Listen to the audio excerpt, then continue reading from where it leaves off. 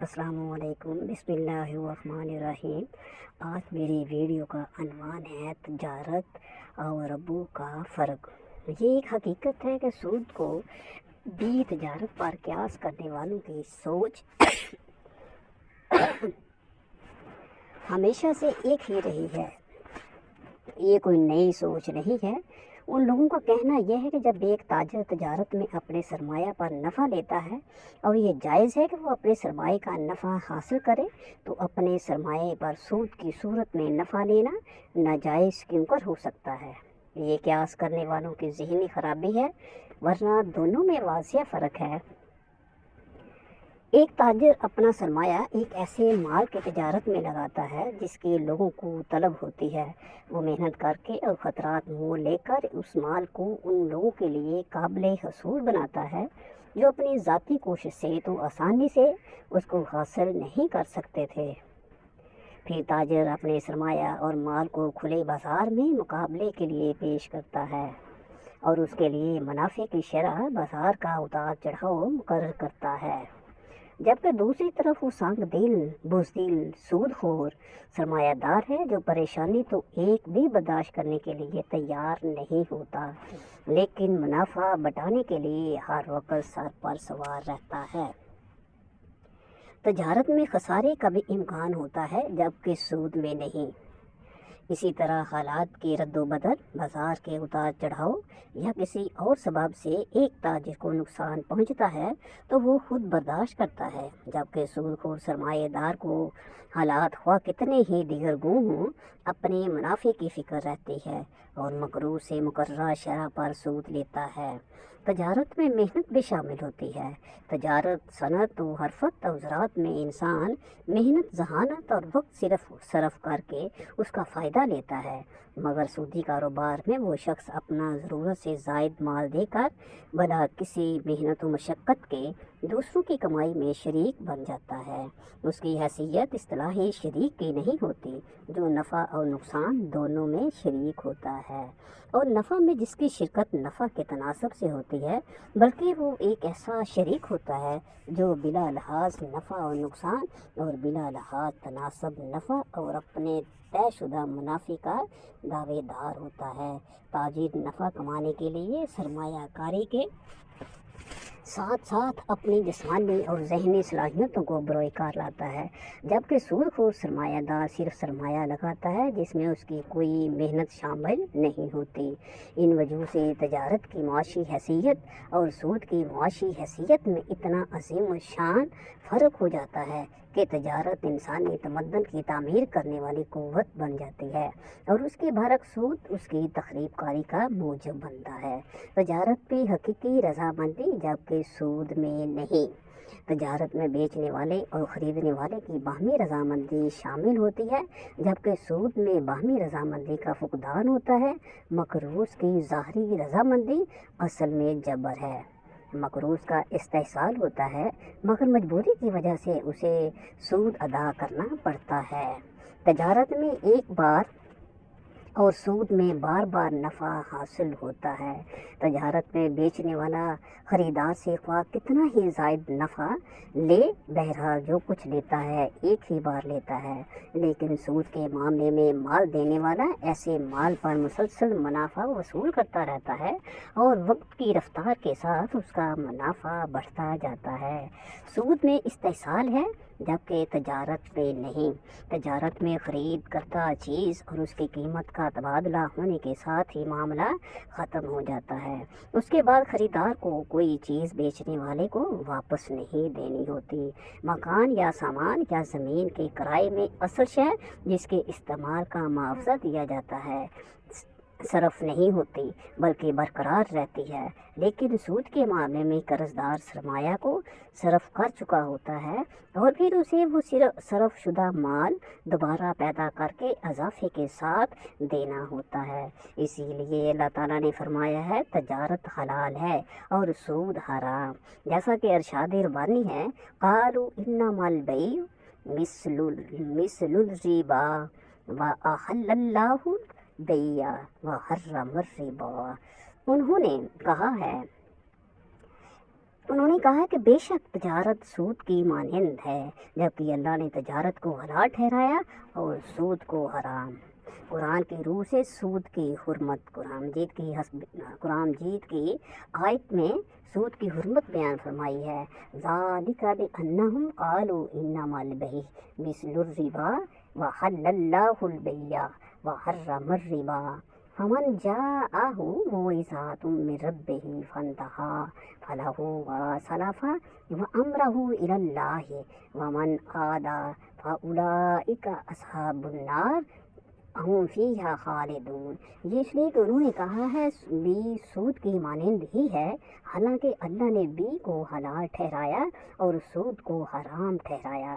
تو جس کے پاس اپنے رب کی طرف سے نصیحت پہنچی اور وہ باز آیا تو جو گزر چکا اس کا ہے اور اس کا معاملہ اللہ کے حوالے ہے، اور اب جو سود کی طرف پلٹے تو وہ آگ والے ہیں، وہ اس میں مقیم رہیں گے۔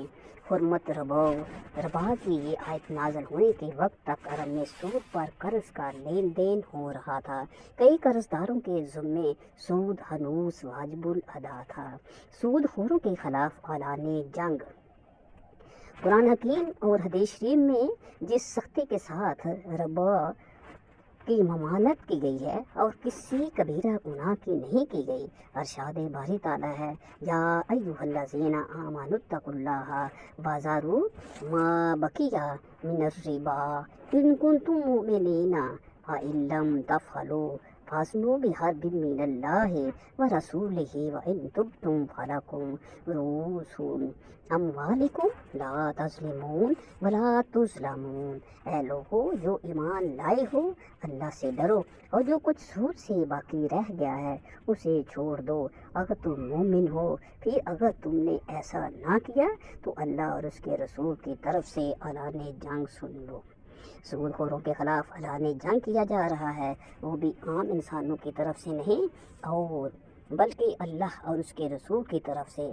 اس کی مجال ہے کہ وہ اللہ اور اس کے رسول کے خلاف جنگ لڑے، اور جو بدبخت ایسا کریں گے ان کا انجام دنیا میں ہلاکت و بربادی اور آخرت میں عذاب علیم کے سوا کیا ہو سکتا ہے۔ اللہ سود کو مٹاتا ہے، یمحق اللہ الربا ویربی بالصدقات۔ اللہ سود کو مٹاتا ہے اور صدقات کو بڑھاتا ہے۔ سودی نظام معیشت سے دولت چند ہاتھوں میں مرتکز ہو جاتی ہے، جس سے دولت گردش میں نہیں آتی، اس کا پھیلاؤ رک جاتا ہے اور نتیجہ یہ نکلتا ہے کہ کساد بازاری ہو جاتی ہے۔ کساد بازاری سے صنعت کار کم مصنوعات بناتے ہیں اور پیدا کار کم مقدار میں پیدا کرتے ہیں۔ طلب کے مطابق بعض کارخانوں میں سرے سے تالے ہی پڑ جاتے ہیں، مزدوروں اور کارکنوں کی چھانٹی ہو جاتی ہے، بے روزگاری خوفناک صورت اختیار کر جاتی ہے، اس سے کساد بازاری اور بڑھتی ہے۔ یہ ایک ایسا شیطانی چکر چل پڑتا ہے کہ اس کے ختم ہونے کی کوئی صورت نہیں بناتی۔ انجام کا مختلف اقوام وہاں برسر جنگ ہو جاتی ہے۔ یہ کوئی نظریاتی باتیں نہیں، ایسا ہو چکا ہے کہ 20ویں صدی کے چوتھے عشرے میں اقوام عالم جنگ لڑ چکی۔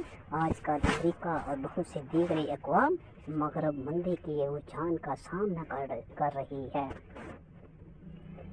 4-5 برس تک ہمارے ملک کی کل آمدنی صرف سودی قرضوں کی ادائیگی کے لیے کافی نہیں ہوگی۔ صرف پاکستان ہی نہیں، اس دلدل میں دنیا کے اور بہت سے غریب اور ترقی پذیر ملک دھنسے ہوتے ہیں۔ سود خور کا انجام خبتی پن۔ قیامت کے روز سود خوروں کی حالت کے بارے میں ارشاد باری تعالیٰ ہے الذین یاکلون الربا لا یقومون الا کما یقوم الذی یتخبطہ الشیطان من المس۔ یعنی وہ جو لوگ سود کھاتے ہیں وہ قیامت کے روز نہیں کھڑے ہوں گے مگر جیسے کھڑا ہوتا ہے وہ جس کو شیطان نے چھو کر مخبوط الحواس کر دیا۔ قیامت کے روز سود خور اپنی قبروں سے پاگلوں اور خبتیوں کی طرح اٹھیں گے، کھڑے ہی نہ ہو سکیں گے۔ دنیا میں جیسے مال کی محبت نے انہیں دیوانہ بنایا ہوا تھا، قیامت کے روز بھی دیوانگی کی حالت میں ہوں گے۔ سود خوروں کے لیے دائمی جہنم کی وعید۔ آیت مبارکہ میں ان لوگوں کو جو سود خوری سے باز نہ آئیں ان الفاظ میں وعید سنائی ہے۔ آیت ومن عاد फ़उलाइका अस्हाबुन नार हुम फ़ीहा खालिदून। और जो ममानत का हुक्म आने के बाद सूद की तरफ पलटे तो वो आग वाले हैं, वो उसमें मुकीम रहेंगे। जो सूद को हराम ना समझना कुफर है, जो लोग सूद को हराम ना समझें वो कुफर में मुब्तला हैं। अरशाद खुदाबंदी है, वल्लाहु ला युहिब्बु कुल्ला कुफ्फारिन असीम, यानी अल्लाह ताला पसंद नहीं करता किसी कुफर करने वाले और गुनाहगार को। सूद को हराम ना समझना तो यकीनन कुफर है, और जो हराम समझते हुए भी अमलन सूद में मुब्तला रहे वो गुनाहगार।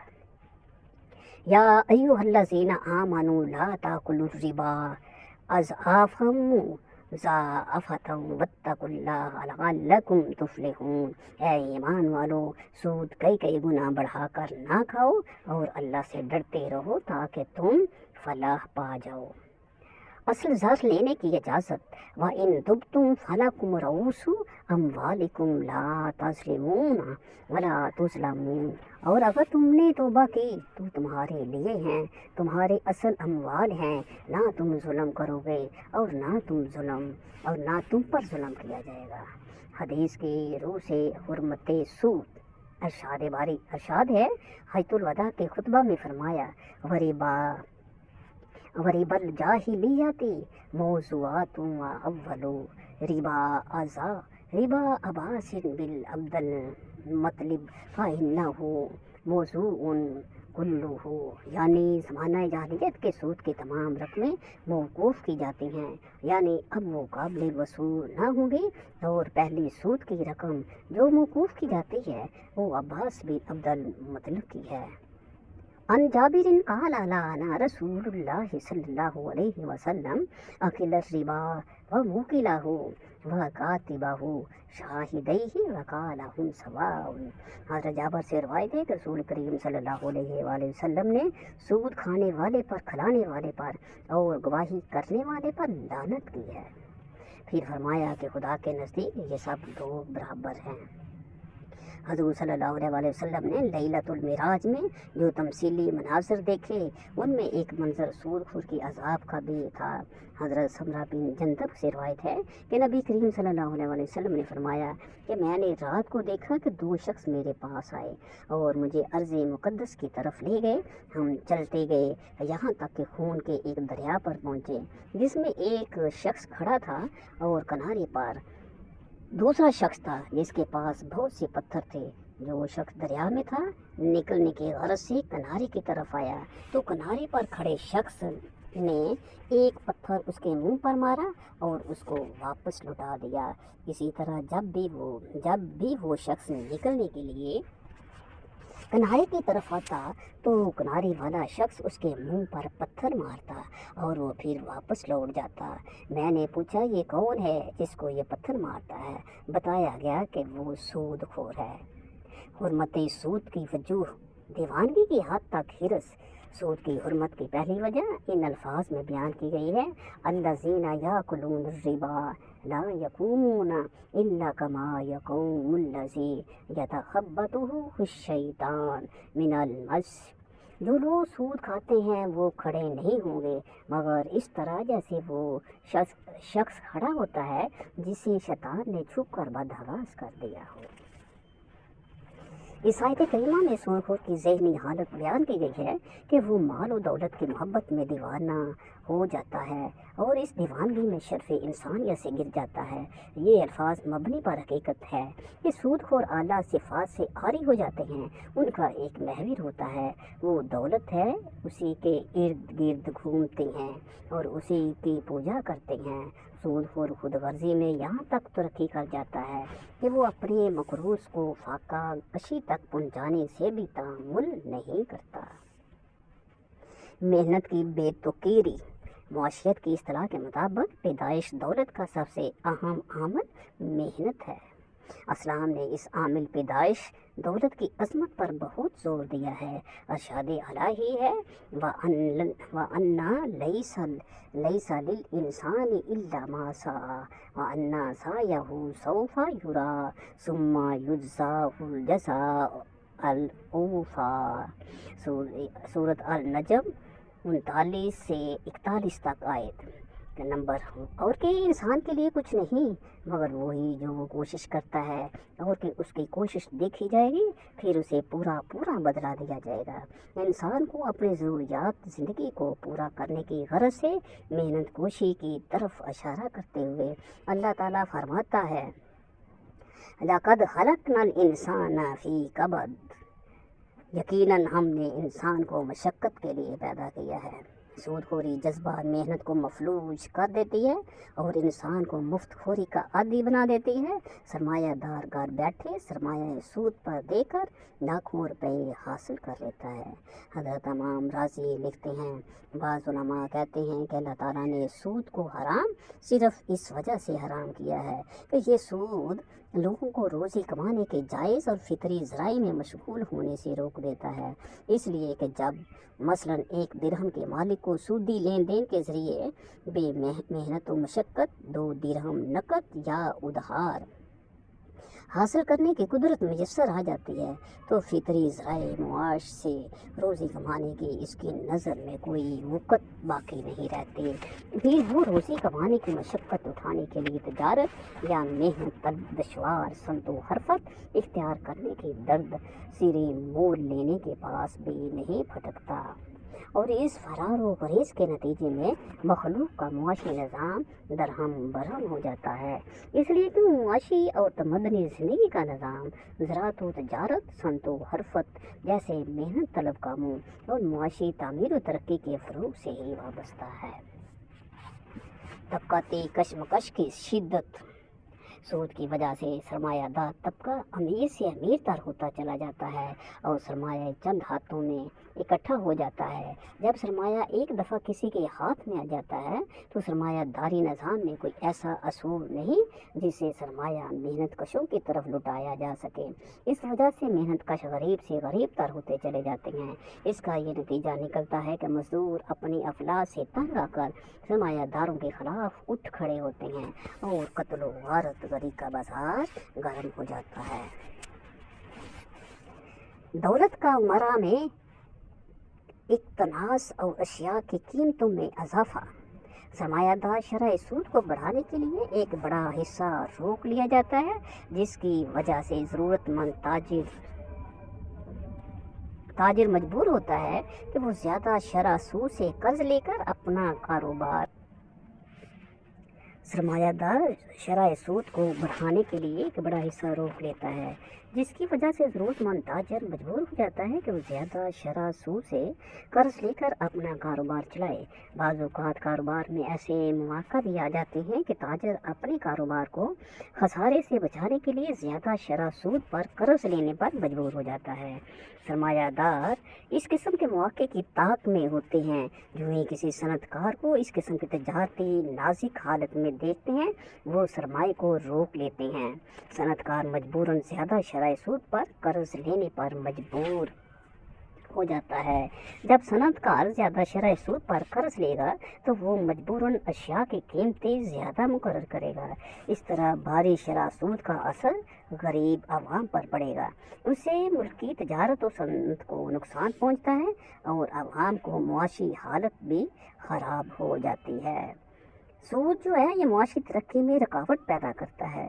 سود بھی شراب اور جوئے کی طرح ایک ایسی لعنت تھی جو اربوں کے گھٹی میں پڑی ہوئی تھی، اس لیے اس کو بھی آہستہ آہستہ حرام کیا گیا ہے۔ چنانچہ آیت میں جو مکی دور کی آیت ہے سود کی مذمت بیان کی گئی ہے۔ چنانچہ ارشاد باری تعالیٰ ہے، وَمَا آتَيْتُم مِّن رِبًا بلی یربو فی اموال الناس فلا یربو عند اللہ وما آتیتم من زکاة تریدون وجہ اللہ فاولئک هم المضعفون۔ جو سود تم دیتے ہو کہ لوگوں کے اموال میں شامل ہو کر وہ بڑھ جائے، اللہ کے نزدیک وہ نہیں بڑھتا، اور جو زکوٰۃ تم اللہ کی خوشنودی حاصل کرنے کے ارادے سے دیتے ہو اسی کے دینے والے در حقیقت اپنے مال بڑھاتے ہیں۔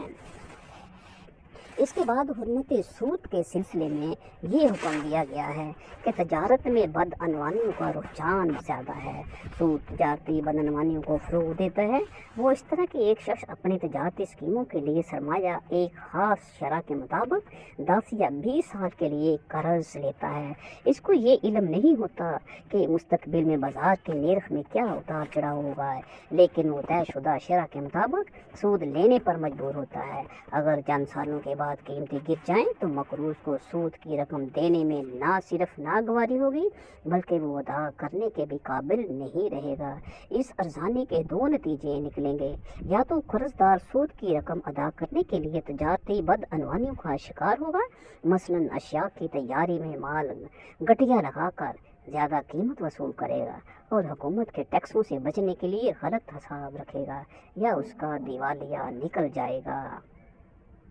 غلط سرمایہ کاری کا رجحان بعض اوقات ایسا ہوتا ہے کہ ایک تاجر کسی سرمایہ داری سے بھاری شرح پر قرض لے لیتا ہے، اپنے سرمایہ کو خسارے سے بچانے کے لیے اس کاروباری میں سرمایہ لگاتا ہے جو اخلاق سوز اور شرعی اعتبار سے ناجائز ہوتا ہے، مثلاً کسی فلم سازی، حرام اشیاء کی تجارت وغیرہ، کیونکہ اس کو یہ امید ہوتی ہے کہ اس قسم کے کاروبار میں اس کو